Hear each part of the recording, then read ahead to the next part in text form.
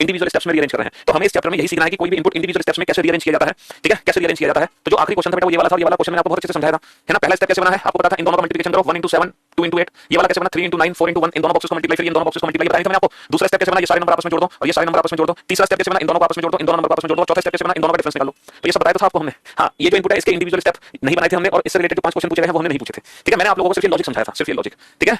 हाँ जी, चलिए साहब, तो लॉजिक मैंने आप लोगों को समझाया था कि लॉजिक क्या है, इन दोनों बॉक्सेस को मल्टीप्लाई करके ये बनेगा, इन दोनों बॉक्सेस को मल्टीप्लाई करके ये बनेगा, इन दोनों बॉक्सेस को मल्टीप्लाई करके ये बनेगा। ये कैसे बनेगा, पहले पहले नंबर जोड़ दो ये बन गया, आखिरी आखिरी नंबर जोड़ दो ये बन गया। बेटा ये टॉपिक है ना, हाँ कल भी चलेगा। कल क्या है, कल वेडनेसडे, थर्सडे, कल थर्सडे है, तो मैं सोच रहा हूँ थर्सडे फ्राइडे तक मैं ये टॉपिक कराऊंगा आपको, फिर मंडे से हम नया टॉपिक शुरू करेंगे, ठीक है। नया दिन नहीं शुरुआत, नंबर सीरीज मिसिंग नंबर हम मंडे को पढ़ेंगे, या हो सकता है परसों भी शुरू कर दें नंबर सीरीज, है ना, फ्राइडे को, वो देखते हैं, ठीक है। मतलब आज तो नहीं खत्म होगा ये टॉपिक, होगा तो कल खत्म होगा वरना परसों खत्म होगा, ठीक है। हाँ जी, तो न्यू चैप्टर जो हमारा सीरीज शुरू होगा या तो फ्राइडे को शुरू होगा या मंडे को शुरू होगा। सेकंड स्टेप में 3 डिजिट नंबर आता है, तो 3 बॉक्स का क्या, सेकंड में बेटा इन दोनों नंबर को, अच्छा एक बच्चे ने कहा अगर मान लो सम करने पर 3 डिजिट बन जाए तो क्या करोगे, तो बाबू क्वेश्चन ऐसा दिया ही नहीं होगा कि सम करने पर 3 डिजिट बन जाए, क्वेश्चन ऐसा दिया ही नहीं होगा कि सम करने पर 3 डिजिट बन जाए, सम करने पर 2 ही डिजिट बनेंगे, ठीक है, 3 डिजिट नहीं बनेंगे, समझ लो, सम करने पर कितनी डिजिट बनेंगे, 3 डिजिट नहीं बनेंगे, 2 ही बनेंगे।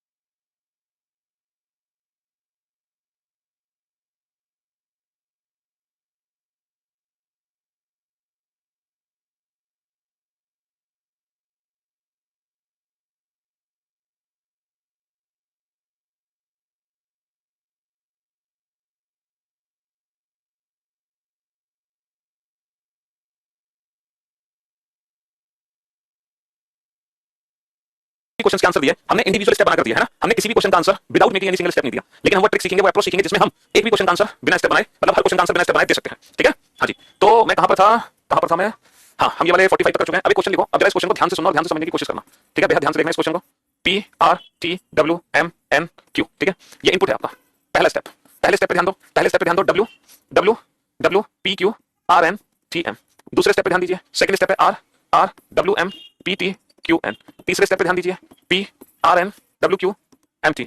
चौथे स्टेप पे ध्यान दीजिए, W P T R M N Q। पांचवें स्टेप पे ध्यान दीजिए, R W Q P N T M and so on. अब पहली बार आप कैसा क्वेश्चन देख रहे हो, अच्छा लास्ट क्वेश्चन में एक बच्चा कह रहा है कि 3 डिजिट आ रही है बनके, अच्छा मान देखो ये तो मैंने जो क्वेश्चन है ना, ये जो डिजिट्स मैंने लिखी है, ये डिजिट्स बेटा मैंने जो लिखी थी, ये डिजिट्स मैंने एम लिखी थी, है ना, ये डिजिट्स जो लिखी थी इनका कोई मतलब नहीं था, ये तो फॉर एन एग्जांपल लिखी थी। एग्जाम में कोई भी ऐसी डिजिट नहीं लिखी होंगी जिनका सम 3 डिजिट आ जाएगा, ठीक है। ये जो डिजिट्स लिखी थी इनको तो ऐसे लिखा गया था, बट एग्जाम में वो डिजिट होंगी जिनका सम 3 डिजिट नहीं आ सकता। जैसे मान लो 1 2 3 4 5 6, है ना, और 5 1 2 3 1 2, अब ठीक है, वो तो फॉर एन एग्जांपल मैंने वो डिजिट लिखी थी जिनका सम 3 डिजिट आ गया, बट ऐसा नहीं है, ठीक है, एग्जाम नहीं आएगा। अब पहली बार एक ऐसा क्वेश्चन देख रहे हो, देखो अभी तक हम जितने भी क्वेश्चन देख रहे थे उन क्वेश्चन में क्या होता था, एक लास्ट स्टेप होता था, उन क्वेश्चन में क्या होता था, एक लास्ट स्टेप होता था। अभी तक हम जितने भी क्वेश्चन देख रहे थे उनमें क्या होता था, एक आखिरी स्टेप होता था, उनमें क्या होता था, एक आखिरी स्टेप होता था, लास्ट स्टेप। लेकिन ये एक ऐसा क्वेश्चन है जब हम इस इनपुट को रीअरेंज कर रहे हैं, जब हम इस इनपुट को रीअरेंज कर रहे हैं तो लास्ट स्टेप है ही नहीं, यहाँ पे लिखा हुआ है एंड सो ऑन, यानी कि इनफाइनाइट स्टेप बनेंगे। कितने स्टेप बनेंगे, इनफाइनाइट, मतलब कभी कोई आखिरी स्टेप बनना ही नहीं वाला। अब आप सोच के देखो मैं किस मेथड से इनपुट को रीअरेंज करूं, मैं किस लॉजिक से इनपुट को रीअरेंज करूं कि मेरा आखिरी स्टेप बने ही ना। क्या लॉजिक लगा सकता हूं कि मेरा लास्ट स्टेप ही ना निकले, ये बताओ कौन सा लॉजिक हो सकता है कि मेरा लास्ट स्टेप ही ना बने।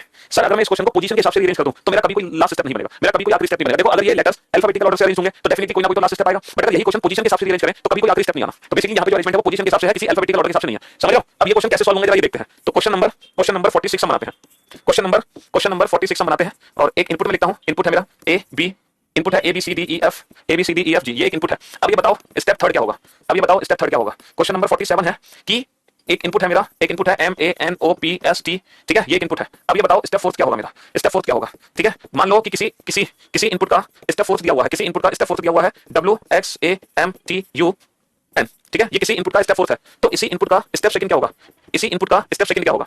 चलिए तो अब ये वाले क्वेश्चन कैसे सॉल्व करोगे, यहां पर आप क्या देख रहे हो कि हर क्वेश्चन का इनपुट अलग है, हर क्वेश्चन का इनपुट अलग है, इस क्वेश्चन का इनपुट अलग है, इस क्वेश्चन का इनपुट अलग है, इस क्वेश्चन का इनपुट अलग है, ठीक है। अब ये क्वेश्चन कैसे सॉल्व करें, हाँ किस लॉजिक से इस क्वेश्चन को सॉल्व करें। क्वेश्चन नंबर 49 है कि हमें इनपुट दिया हुआ है R M L Q U G S, है ना, और हमसे पूछा है कि बताओ छठा स्टेप क्या होगा, हमसे पूछा है छठा स्टेप क्या होगा, ठीक है, छठा स्टेप क्या होगा।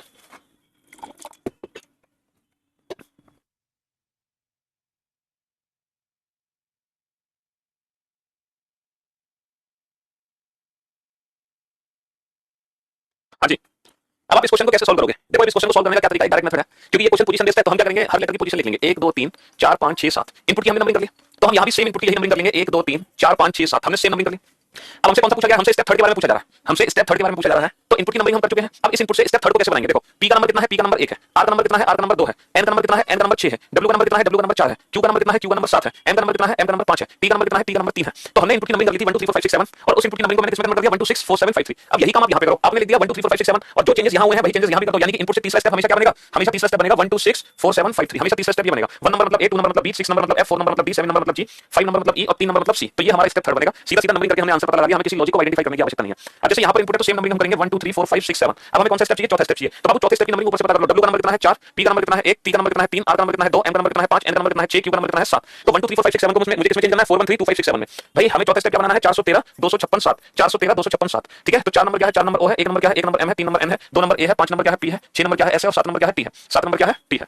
ठीक है जी, हाँ जी, O M N A P S T. ठीक है, अब जरा इस क्वेश्चन में ध्यान दो कि स्टेप चौथा दिया है किसी इनपुट का और उसी इनपुट का स्टेप सेकंड पूछा है, मतलब चौथा स्टेप दिया है और दूसरा स्टेप हमसे पूछ रहे हैं, चौथे स्टेप से दूसरा स्टेप पूछ रहे हैं। तो बाबू चौथे स्टेप की नंबरिंग हम यहां से कॉपी पेस्ट कर लेते हैं। चौथा स्टेप क्या है 4 1 3 2 5 6 7। चौथा स्टेप क्या है 4 1 3 2 5 6 7, यह है चौथा स्टेप। हमें दूसरा स्टेप चाहिए, तो दूसरे स्टेप की नंबरिंग कॉपी कर लो बेटा। आर का नंबर कितना है 2, डब्ल्यू का नंबर 4, एम का नंबर कितना है 5, पी का नंबर कितना है 1, टी का नंबर कितना है 3, क्यू का नंबर कितना है 7, एन का नंबर कितना है 6। तो दूसरे स्टेप की नंबरिंग यहां पे कॉपी कर लो 2 4 5 1 3 7 6। तो हमने चौथे स्टेप की नंबरिंग यहां से कॉपी कर ली, दूसरे स्टेप की नंबरिंग कॉपी कर ली। तो बेटा 2 का मतलब क्या है एम, 4 का मतलब क्या है डब्ल्यू, 5 का मतलब क्या है टी, 1 का मतलब एक्स, 3 का मतलब ए, 7 का मतलब एन, 6 का मतलब यू। तो ये हमारा आंसर आ गया।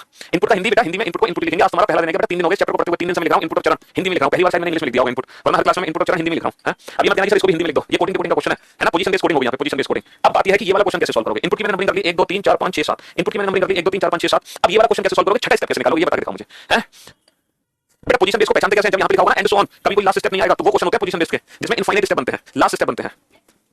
You are greatest greatest sir, मेरी सफलता की जिम्मेदार आप हो। I am coming soon to meet you, love you million year. पहले हम लोग सभी लॉजिक फिक्स करने की कोशिश करें।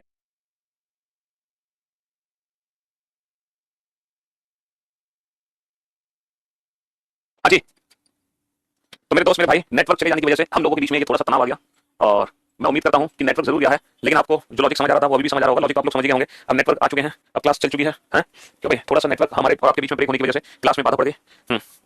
तो अरे यार अभी भी नहीं आएगा network.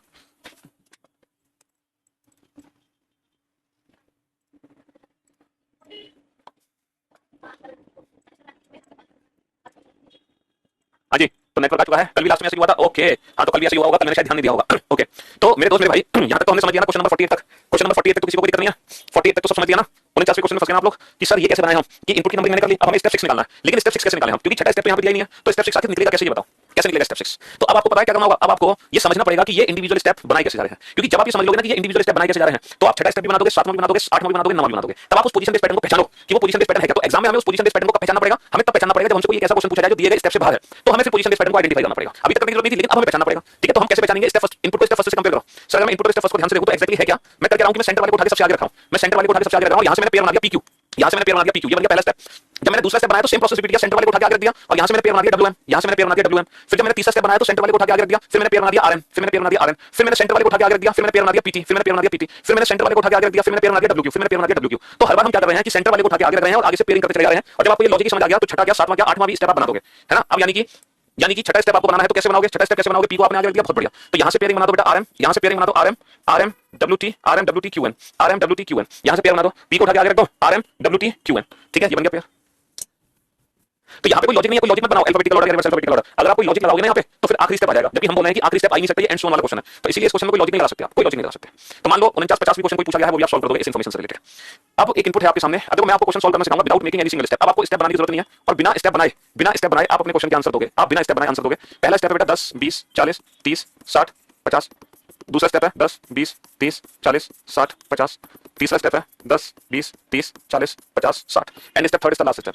Step third is the last step. ठीक है, अब हम इस क्वेश्चन को without pen and paper solve करके दिखाएंगे आपको, मतलब बिना एक भी स्टेप बनाए। इनपुट आपको दिया गया है, इनपुट आपको दिया गया है 50 40 30 60 80 70 और आपसे पूछा है how many steps are needed to complete this arrangement. कुल कितने चरण की हमें जरूरत है, कुल कितने चरण की जरूरत है इस इनपुट को बनाने के लिए। एक और क्वेश्चन पूछा गया है आपसे, इसमें एक अलग इनपुट है। अब देखो हर बार इनपुट भी बदलेंगे, अभी तक तो एक ही इनपुट के 5 क्वेश्चन थे, अब हर बार है ना, हर बार हमारे इनपुट ही बदलेंगे। ठीक है, 47 37 69 59 55 70 और 60। बताओ how many steps are needed to complete this arrangement, कुल कितने चरण की आवश्यकता है इस इनपुट को बनाने के लिए। तीसरा 53 नंबर का क्वेश्चन है कि आपको इनपुट दिया हुआ है, ठीक है, इनपुट दिया हुआ है 60 50 40 30 70 65। ये बताओ कुल कितने स्टेप्स की जरूरत है इस इनपुट को बनाने के लिए। ठीक है, एक और क्वेश्चन है, क्वेश्चन नंबर 54। आपको स्टेप सेकंड दिया हुआ है किसी इनपुट का, स्टेप सेकंड है बेटा 10, स्टेप सेकंड है 15 25 45 35 30। आपको बताना है how many more steps are needed to complete this arrangement, कुल कितने स्टेप्स की जरूरत है इस इनपुट को बनाने के लिए। क्वेश्चन नंबर 55 दिया हुआ है किसी इनपुट का, स्टेप सेकंड आपको दिया हुआ है 20 30 50 40 90 60। आपसे पूछा है कि इसका इनपुट क्या होगा। तो यहां पर बेटा आपने क्या देखा, हर बार इनपुट अलग है, हर बार इनपुट अलग है। जब हर बार इनपुट अलग है तो हमें क्या करना होगा? अजय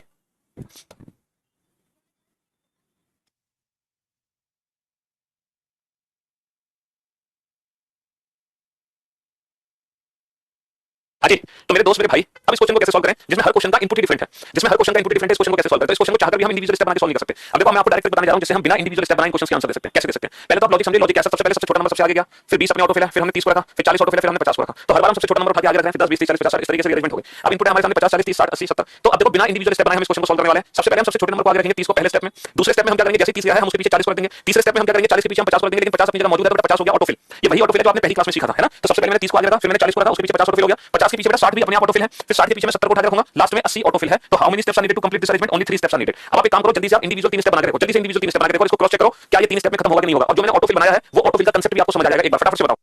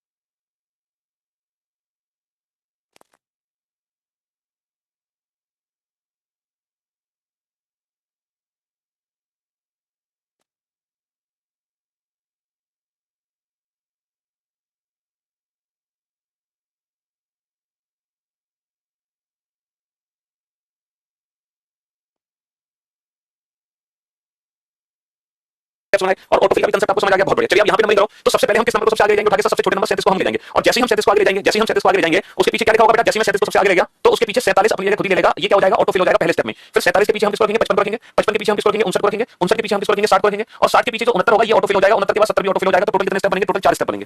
चाहो तो आप इंडिविजुअल बना के देख सकते हो। 52 में बेटा 3 नहीं 4 स्टेप बनेंगे, ठीक है? 52 में कितने स्टेप बनेंगे? 4 स्टेप बनेंगे, क्योंकि पहले स्टेप में तुम 37 को आगे ले जाओगे, फिर 47 उसके पीछे आ गया वो ऑटोफिल हो गया, फिर 47 के पीछे तुम किसको रखोगे? उठा के 55 को रखोगे, फिर 59 को रखोगे, फिर 60 को रखोगे, लास्ट में 69 और 70 ये ऑटोफिल हो जाएंगे, ठीक है? जी हां। अच्छा इनपुट है कितने स्टेप बनेंगे बेटा? सबसे पहले मैं 30 को आगे रखूंगा उठा के, 30 के पीछे मैं 40 को रखूंगा उठा के, 40 के पीछे मैं 50 को रखूंगा उठा के, 50 के पीछे 60 ऑटोफिल होगा, फिर 60 के पीछे 65 को रखेंगे उठा के, फिर लास्ट में 70 ऑटोफिल होगा। तो कुल कितने स्टेप बनेंगे? कुल 4 स्टेप बनेंगे। कितने स्टेप बनेंगे? 4 स्टेप बनेंगे, ठीक है? जी हां। अब जरा इस क्वेश्चन पे आ जाओ। ये है दूसरा स्टेप, ये है दूसरा स्टेप, ठीक है? दूसरा स्टेप का मतलब है कि ये दो पहले से रीअरेंज्ड है, 15 सबसे आगे, 15 के पीछे 25 ऑलरेडी रीअरेंज्ड है, ये ऑलरेडी रीअरेंज्ड है। तो हमें चाहिए कितने और स्टेप बनेंगे? कितने और स्टेप्स बनेंगे इस इनपुट को पूरा करने के लिए? तो बाबू दो स्टेप तो पहले से बनेंगे। तीसरे स्टेप में 25 के पीछे क्या रखेंगे? ये 35 को उठा के रखेंगे, सॉरी 25 के पीछे 30 को रखेंगे, 30 के पीछे 35 को रखेंगे, लास्ट में 45 ऑटोफिल होगा। तो बेटा टोटल 4 स्टेप है, तो 2 मोर स्टेप्स आर नीडेड। कितने और स्टेप बनेंगे? 2 स्टेप और बनेंगे, 2 स्टेप और बनेंगे, ठीक है? अच्छा ये सेकंड स्टेप पहले से बना हुआ है, तो हमसे पूछा इनपुट क्या होगा? इनपुट। तो बाबू जब ये दूसरा स्टेप पहले से बना हुआ है तो इन दोनों को हमने बीच में से उठा के कहीं आगे रखा है। अब जब इन दोनों नंबर को मैंने बीच में से उठा के कहीं आगे रखा है तो मैंने एक्जेक्टली कहां से उठाया हमें क्या पता? तो इस सिचुएशन में हम रिवर्स नहीं जा सकते, कैन नॉट बी डिटरमाइन। हम दूसरे स्टेप से चौथे स्टेप पे जा सकते हैं, लेकिन चौथे से दूसरे पे नहीं आ सकते। हम इनपुट से दूसरे स्टेप बना सकते हैं, लेकिन दूसरे स्टेप से इनपुट नहीं बना सकते, रिवर्स नहीं चल सकते इस क्वेश्चन में। हां पोजीशन बेस्ड क्वेश्चन में हम रिवर्स जा सकते हैं, चौथे से दूसरा बना सकते हैं, क्योंकि डायरेक्ट नंबरिंग से सॉल्व हो रहा था। लेकिन जो डेफिनेट वाले क्वेश्चन होते हैं जिनमें लास्ट स्टेप होता है उसमें ऐसा नहीं कर सकते, रिवर्स नहीं जा सकते, है ना? रिवर्स हम नहीं जा सकते। तो हमने 5 क्वेश्चन सॉल्व किए without making any single step. हमने कोई स्टेप नहीं बनाया इस बार, बिना स्टेप बनाए ही हमने क्वेश्चन सॉल्व कर दिया, बिना स्टेप बनाए। हमारा इनपुट है pen and pencils, pen and pencils are good, pen and pencils are good, ये इनपुट है। अब देखो पहला स्टेप क्या है? पहला स्टेप है and pen pencils are good, ये है पहला स्टेप। दूसरा स्टेप क्या है? And are pen pencils good. तीसरा स्टेप क्या है? तीसरा स्टेप है and are good pen pencils, and step third is the last step. अब हमसे डिफरेंट डिफरेंट क्वेश्चन पूछे जाएंगे डिफरेंट डिफरेंट इनपुट के साथ, ठीक है? क्वेश्चन नंबर 56, क्वेश्चन नंबर 56 में एक इनपुट हमें दिया गया है, क्वेश्चन नंबर 56 में एक इनपुट मुझे दिया गया है, और वो इनपुट है कट, वो इनपुट है close and clean are liked by boy, ठीक है? हमसे पूछा है how many steps are needed to complete this arrangement, कुल कितने चरण बनेंगे इस इनपुट को पूरा करने के लिए। क्वेश्चन नंबर 57 में एक और इनपुट दिया गया है, हमें एक इनपुट दिया गया है क्वेश्चन नंबर 57 में, और वो इनपुट है MTWRQSV, ठीक है? ये इनपुट हमें दिया हुआ है, ये इनपुट हमें दिया हुआ है, नहीं एस बी नहीं है, एस जे है, ये इनपुट हमें दिया हुआ है। और हमसे पूछा है ना, हमसे पूछा है दूसरे चरण में बाएं से चौथा क्या होगा, है ना? Fourth from left in second step, fourth from left in second step, fourth from left in second step. Question number 58 में क्या दिया हुआ है? एक इनपुट हमें दिया हुआ है, क्वेश्चन नंबर 58 में एक इनपुट है MTPRWBA, ठीक है? और हमसे पूछा है fourth from right in third step, तीसरे स्टेप में दाएं से चौथा क्या है? तीसरे स्टेप में दाएं से चौथा क्या है? क्वेश्चन नंबर 59 है, क्वेश्चन नंबर 59 है। एक और इनपुट है हमारे पास, और वो इनपुट है QSPARWJ, और हमसे पूछा गया है fifth from left in fourth step. चौथे स्टेप में बाएं से पांचवा क्या है? चौथे स्टेप में बाएं से पांचवा और एक और क्वेश्चन है। एक इनपुट हमें दिया हुआ है A B C sorry P A M Q J H I. हमसे पूछा गया है third from right in second step. आपने देखा हर बार इनपुट अलग है, हर बार इनपुट अलग है, हर बार इनपुट अलग है, ठीक है, हर बार डिफरेंट इनपुट है। इसका मतलब ये क्वेश्चन हम एक इनपुट को इंडिविजुअल स्टेप में कन्वर्ट करके सॉल्व नहीं कर सकते, है ना। हाँ जी, थैंक यू सर। ये चैप्टर पहले समझ नहीं आता था, बट अब समझ में आता है। मुझे रीजनिंग आती ही नहीं थी, बट आपसे मिलकर लगता है कि मैं भी रीजनिंग में महारत हासिल कर सकता हूँ। बहुत बढ़िया।